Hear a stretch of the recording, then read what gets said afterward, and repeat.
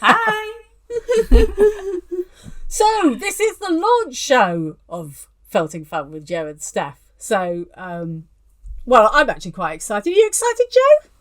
I'm really excited, but Steph and I were just saying we've actually literally spent all morning trying to wrestle with the technology. It's been more me wrestling and Steph just going, breathe, breathing, you'll be fine. And now I was just saying I've got to remember just to look at the camera and not look at Steph over there because it looks like I'm not speaking to her anymore.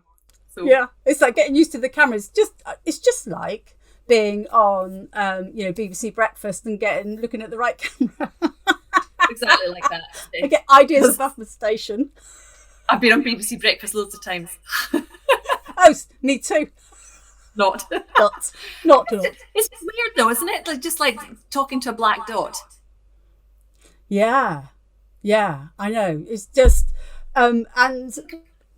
Well, mind you, there was one thing which was saying if you actually look at yourself continually, apparently that's more depressing than looking at a black dot. So, I couldn't believe that. Yeah, apparently, obviously, someone's done some sort of a focus group on that. Oh dear! I'll just look at the black dot. Yeah, black dot. Brilliant. Okay. So what the hell are we doing here? We thought what a great idea it would be to actually come on and talk over the next months, because we're going to come on once a month, and actually go through all the different areas of needle felting. And we've done a little straw poll, the sort of things that people want to know about, but we'll give two different views.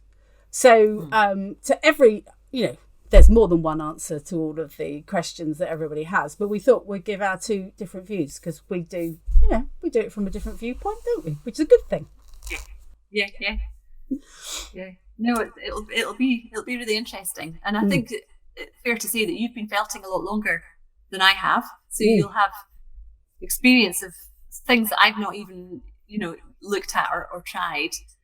But I make kits which you don't, so we've got couple of different and also you have a huge variety of crafts that you do, and I just do needle felting. I mean, I just do needle felt. I mean, over the years I've dabbled with different crafts, but this is my focus, needle felting. So once again, you might be thinking, I'd bring a bit of this in to help with that, and I go, I hadn't thought of that because it's funny. When I was sorting out the stuff that you can see above my head, so there's some jars of thread, and that jar there has actually got pom-pom makers in it. And then the thing next to it behind the toadstools is needles, and there's crochet. And I was thinking about day and thinking, honestly, it's been so long since I've done any of these other crafts, and why is that?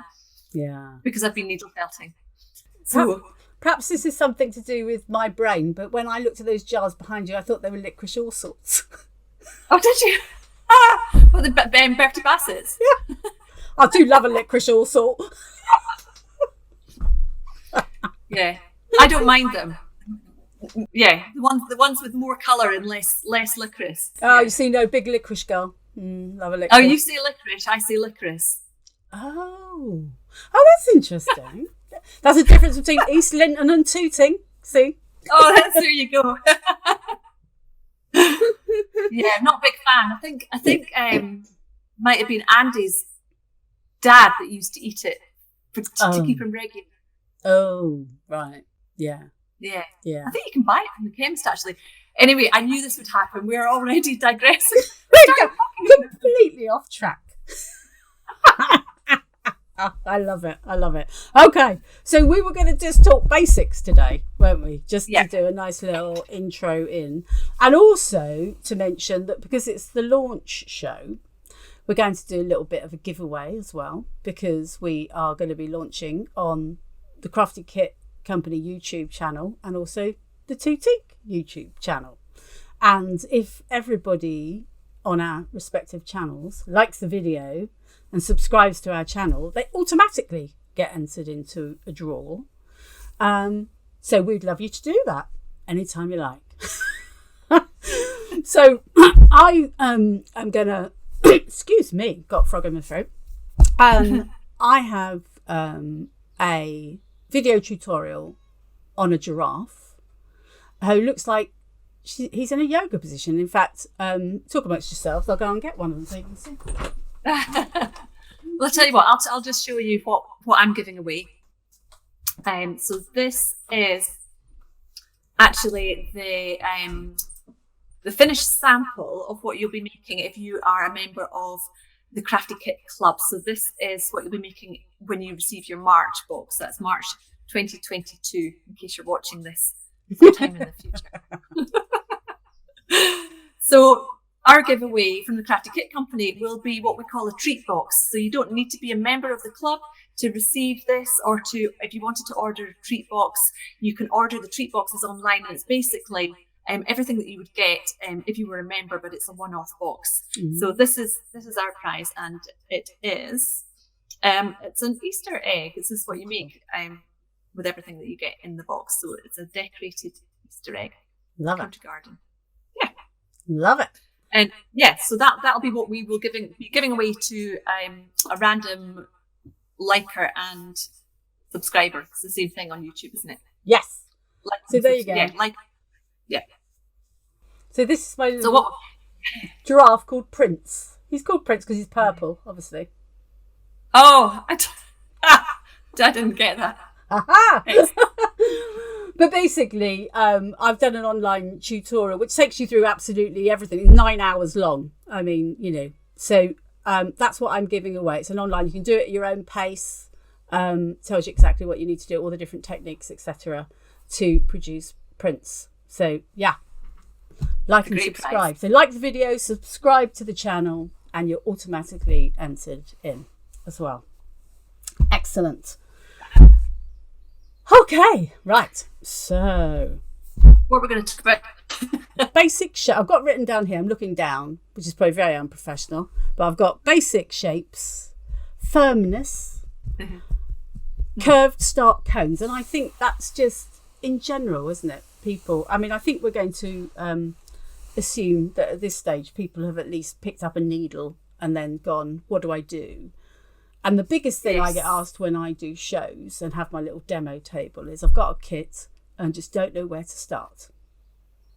Mm-hmm. And where you start is the first shape, isn't it? Practically everything you make starts with a basic shape, be it the little gnomes and the cones, the little birds and the little egg shapes, or a little ball for something. They're always that basic shape that people don't know how to get started on. Just don't know how to get started.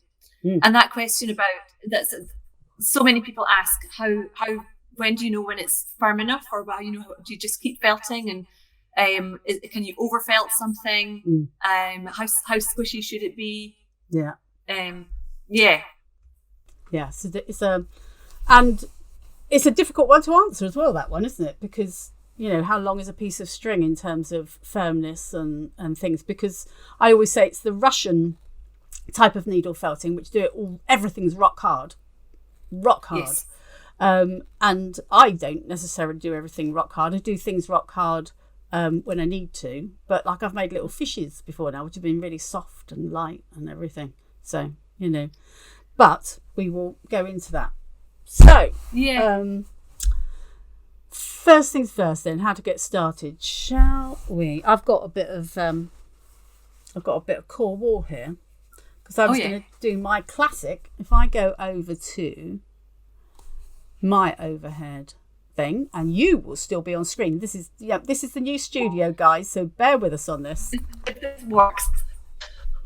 Here we go. Woo, you're on my screen. Look at that. There we go. Da, da, da. And I'm still there, so I've got nowhere to hide. No, you can't hide. You're there in full. So in my world, I frequently say, don't I, tie a knot in it. Because you always start off with a lot of fluff, and you think, how am I going to get that into, whatever shape? Well, you can scrunch it up, and then you can be stabbing that for hours and get absolutely nowhere. So in my world, whatever you do, you did, and obviously you noticed there where I just pulled a piece of wool apart, where, you literally just pull it from further away. Don't hold it down here because you'll be there for hours. But I always tie a knot in my piece of wool. And then I've got a nice shape. I haven't done any stabbing at all yet. Yeah.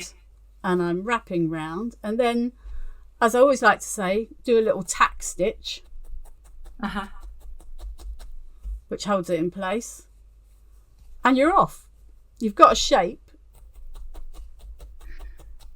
And I think that's a really good technique if you're building up from that basic shape. So if you're making something that's quite small, like a ball, then what I found with the knot technique is you need to put more wool all around it to even out the shape. Yeah. But as the core of something bigger, it's a brilliant way to start because it just means that it's really firm in the middle already. And here I think we get to the point that my way of felting any project is I start off with a base and then I just keep wrapping around it, and I love to build up in layers rather than starting with a big clump and going from there. And that... Yeah. And it doesn't matter whether I'm doing anything small because I can now just wrap around that. And it's actually... Bearing in mind I've not done very much felting on that, that's obviously still squishy, but it's not... Yeah. There's actually a nice bounce back, should we call that? I'm just trying to compare it to something else because we always talk about sort of sculpting with wool, and it's a bit like sculpting, except it's not, because if you have a lump of clay, you start with a big lump of clay and you take the clay away to end up with the shape that you want, I think, and you might add a few bits on. Whereas with needle felting, you really do want to start in the middle and work your way outwards. Yeah. Yeah, you need to create that middle core. Well, I mean, I know it's core wool we use, but you need to actually create that middle core and go from there. Yeah, but I mean, basically, you've now got something to now stab into. So that question, where do I get started? Get yourself a core, and then from then, I could actually make that into a ball, or I could actually squish, because I can still squish it and pull it about a bit and think, right, I can make that into an egg shape.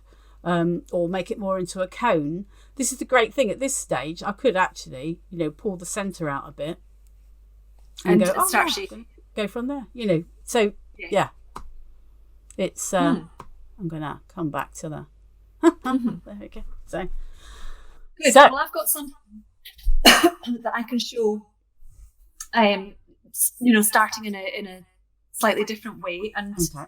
Something with I know that we're going to be covering armatures and basic wire armatures in a later show. Yeah. But I'll show you something that's actually got a piece of pipe inside.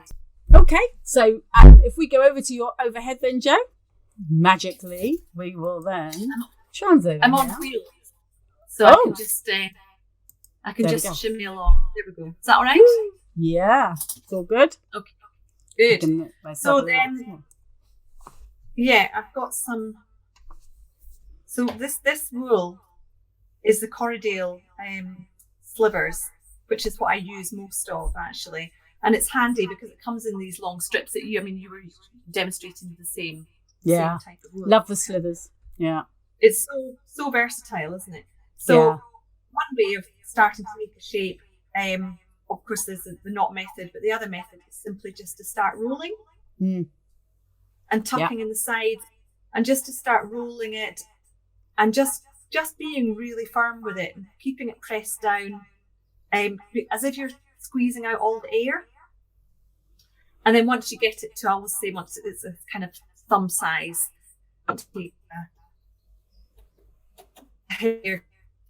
just give it a poke all over, which I think is what you describe as tacking.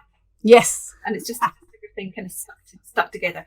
And then you can keep going, rolling and tacking as you go. The one thing to watch with this method is that your sausage doesn't get longer and longer and longer and end up being literally a sausage, and that's fine if that's what you're making. But if you're wanting to make a ball or a round shape, you do need to kind of keep tucking the edges as you go. So I quite like this method because it does make it really firm in the middle and really nice and smooth as well. And it's neat to start with, isn't it? That makes it nice and neat. Yeah. Yeah, nice, neat, smooth shape. And the other thing the other way of starting quite a few of our kits. So this little guy was actually one of Alison Rumble's first projects that she did for us a few years ago. And polar bear, he's really soft and squishy. So these kits were really good, or they are really good for beginners, because there's not hours and hours of felting in these. But the way that this was put together was with a pipe cleaner. And as I said, we are going to talk about armatures and pipe cleaners and so on in a later show. But the basis inside this guy is this twisted pipe cleaner. And the wool is literally wrapped around the pipe cleaner. And the great thing about pipe cleaners is that fibre sticks to it, doesn't it? Around that. Aren't they called? Exactly. I think, isn't it Heather says they're called chenille something or others, aren't they? They're not called pipe cleaners? Chenille sticks, because pipe cleaners, I guess, were used or are used for cleaning pipes. And not many people use pipes these days. Yeah. So yes, around the pipe cleaner, and then you do need to be a bit careful at this stage, because tips of needles and pipe cleaners don't get on very well together, and you're liable to snap the end if you're not careful. But the really good way of starting off something kind of a basic shape, or any of the kind of the sleepy creatures that need to be curled up, or really if you want to make a cross. Sorry. If you want to make a croissant, that's a good. Oh yeah, perfect, isn't it? I mean, just say it's a perfect way of starting off that curve, isn't it? Because it's one of the things that I think people struggle with doing the shapes, but this is a perfect way to get that going. Exactly, and then you just keep building up the shape, as I say, from the inside out. So, yeah, there's a few different ways of starting there. Now, Steph, if I come back. I've just turned myself. I'll tell you what, this is fantastic. Oh. I've got you upside down. I've got me upside down, and this is. There we go. We're back. I love it. Yes, the gremlins are definitely with us. We'll get it sorted out next time. I quite like that bit hanging from the ceiling. Oh yeah, absolutely. No, I love the wing it. Definitely wing it right. I'm down in my den studio at the moment, and I have a cat sort of like banging at the door to get in. And is your little one still around? Or I think she's gone back out because I wasn't giving her enough attention. No. Bless. So one of the things we were saying before we were coming on was about our first project we'd ever done, and our most recent project. Oh, yeah. And I had to say, well, I don't actually have my first project because I very conveniently gave it away. But it was, I did a cookie cutter, which was like a little heart, and I felted into that, and I made a brooch out of it, and that was my first ever, project, isn't it? That I. And when was that, Steph? Ooh, wow! I mean, it must be about 5 years ago now. Yeah. Okay. Yeah, I think it was about 5 years ago when I very first found needle felting and decided that what I actually wanted to do with the animals, like the ones, but which way they go. I always say I never make a very good weather girl because I never know which way I'm supposed to be pointing as to where everything is behind me. But yeah. Oh. Because the cameras are always the wrong way round, aren't you? And you always go, oh, that side. Yeah. There you go. So actually, in terms of how long you've been felting, 5 years. It's maybe a year-ish longer than me. But I think you've done a lot more of it because I've been doing other crafts. That's the difference of me just focusing on one craft, and I decided it was going to be my job. And I am a full-time needle felter. That's what I do. Yes. Whereas you create kits, train people, and in all the different ranges. So that's why it's a really good, I think, combination between felting is brilliant for if you want to have it as one of your crafts. Or like in my case, for me, it's art. I've taken it to that level. So, yeah. I think people are always amazed at how quickly they can get really very good at felting. Yeah. I still was shocked the first time I did a little rabbit. And I remember running downstairs and going, it actually looks like a rabbit. Oh, my God. So do you have something from the early days there? So the only thing I have from my early days was when I decided to design a little brooch, which was bring him into camera, which is a little sleeping baby dragon, which he's got a little brooch thing on the back here, and you see such a talent. So that was I'll show you mine. Okay. Now you've shown me yours. And I know there's no judgment round here. So this was made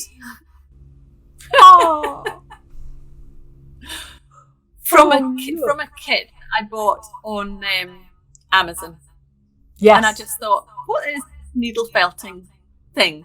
I'm gonna have a go. So I bought the kit and I made this, and I was actually really chuffed with it because it kind of looked cute. like it does. I can see that it's a giraffe. No, it's a cat. Yeah.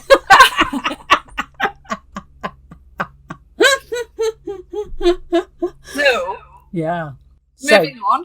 Yeah. So those were the first things. So Yeah. have you got your most recent make there? Yeah. So he's a big guy. It's amazing. I've seen this already, by the way. Yeah, bring him into it. My African bull elephant. Now this guy is heavy. There is a awful lot of wool in him, and all. How many hours of felting do you think that took? I don't know, because I never know, because I don't ever do anything from start to finish. I mean, because the actual bulk of this took so much. You know, I always say in any project, there's a point at which you're just building up, and then you get to the actual creating. And it took ages to build up the bulk and actually get to the stage of. And actually, on his tusks, they are wool wrapped around wire, but then I used Mod Podge on it to actually make it hard. Yeah. So, which just gave it. There's lots. I've got wax and all sorts of things to put on, but the thing that really worked on this, which give that effect, was the Mod Podge. And what you probably can't see, I mean, you can see all the different colours, but there's glitter in there as well. A little bit of shimmer that you can't see. Everybody needs a sparkly elephant. Yeah. But it's like any animal reflects, the sun and everything, and so they aren't just plain, are they? So as far as I'm concerned. So that's him. We'll put him. Just amazing. Just amazing. Yeah. Bless him. So have you got yours? And I have. So my most recent make was a wonderful workshop that I spent with Xenia, who's a lady moth, and her work is really kind of quirky. Beautiful. And she's one of these really firm felters. So it was really good to learn from her. I love that. I absolutely love that. It's just gorgeous. Really, really cute. It's very firm. Very firm. It does have a wing on the back as well, but it's not. We just decorated the front. And the kit that she supplied, really, really, attention to detail. The kit that she supplied came with the log, which she painted herself, and she doesn't like using glue. So the owl is actually it's a really good technique. So there's a cocktail stick, and she drilled a hole in the top of the log, and then the cocktail stick goes into the hole, and then you just literally plug it in. You kind of screw it on, and it just works. I think, and then you don't need to use any glue. But it's interesting, isn't it? Because you say that about not using glue, because I don't like using glue, but I always think it's because I'm useless with glue, and if I get glue, it'll just be all over me and everything else, and the piece will have nothing on it. So I'm convinced that's why I first sort of steered away from glue. But it's funny, isn't it, how some of us think, no, I'd like to not use glue, and somebody else does use glue. And once again, it's like something came up this week when someone was saying you shouldn't do this and you should do that. There is no shouldn't or shoulds. If that's the way you prefer to do it, then that's the way you prefer to do it. It's all good. Yeah, it's whatever works for you, whatever that you're looking for, to be honest. And I've made friends with glue, and I will use glue, and it needs it. And in fact, this month's club box, which is the Bertie Bunny, are attached with a piece of wire, glue in there as well around the neck, just to keep it all really kind of stable. And I think that's okay. So yeah. I don't have any hard once again, it's just wherever, and if that were, that little mushroom I sent you for Christmas, those little blobs of glue. Yeah. Really? Yeah. I didn't know that. Yeah. So this is what. Yeah. So the little blobs, on the mauve one there, those little, but they're glue, and it is a little hot glue pen, but it was like a little syringy type one, so you could actually literally just get blob. Yeah. I can see that now. That's amazing. So they are. Yeah. Do you know when I first looked at it, I thought that it was glass beads that had been sewn on. And then I looked more closely and I could see that actually, no, they're all different sizes, and that makes complete sense. So gorgeous. I will use glue. There you go. Yeah, absolutely. Are you keeping track of the times? I am. And, in fact, we are pretty close to the, we've done about 25 minutes. So, yeah, pretty close. So so the one other thing that I was going to mention, because there is a second little competition. Oh yeah. And all I'm going to say is his name's Fizz, and he's the prize, and then he's going to go away again, and we're going to leave it there. Say no more. Say no more.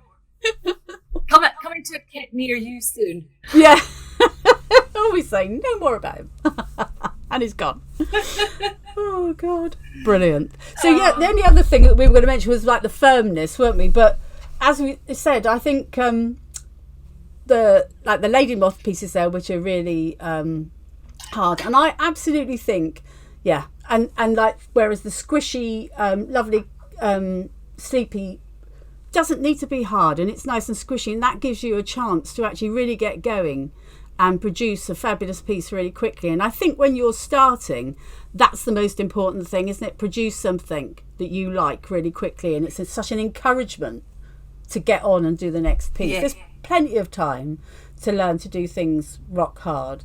I find obviously my bigger pieces, they have to be hard because they have to be self-supporting and everything, but exactly. And as a beginner felter, not knowing how long you need to felt for is just a kind of, it can throw people a little bit. So I think the thing is just not to worry about it, and you're happy with the process and with the actual the thing that you're creating, then there's no right and wrong answer. I think over time, the things that I felt have become more and more firm. Yes. Because I'm more confident about, getting them really firm in the core, either with the knotting technique or with rolling really tightly, really help just to be firm. You're just adding thinner layers, but if the core is really firm, it's going to get you off to a really good start. Yeah, absolutely. Go from there. So brilliant. Lovely. Good. So what's in our show, Steph? Sorry, say again? What's in our next show? Well, so I'm looking down the little list. So the next show, we've got needles and tools. So I think that's kind of more of the basic tools, because I think tools we can go on to a blue in the face, because there's like a carding machine over there. We won't be going into that, but more the little bits that we bring in. But you know what, Steph? I think people would love to see your carding machine. So my range of tools is really quite basic, because the tools that I use need to be used by the people who buy our kits. So, and because you're an artist, you use different tools. So I think that people would love to see the full range. The full. There you go. Yeah, the full. Yeah. And also, we say needles. People always do the what needles, when, whatever. Well, absolutely, we'll go into that. But we'll also talk about what our favourite ones are and because they'll be different. And I have 2 needles that I use for practically everything, and then just occasionally use something else. And I think often people are quite surprised about things like that, but we'll go into that in our next show. Exactly. I always reach the same 2 needles as well. Yeah, funny, isn't it? Be interested to know if they're the same ones. Yes. Well, tune in next time and you'll find out. Exactly. Same time, same place. Brilliant. Excellent. Okay. Well, I think that's it. I think we've got to the end of our launch show. And Yes, that was fun. that was good. It was good. I like it. So it'd be good for everybody to comment below and tell us what they thought, what they're looking for. If they need anything else, we will respond. Great. Okay. See you next time. See you next time, everyone. Bye.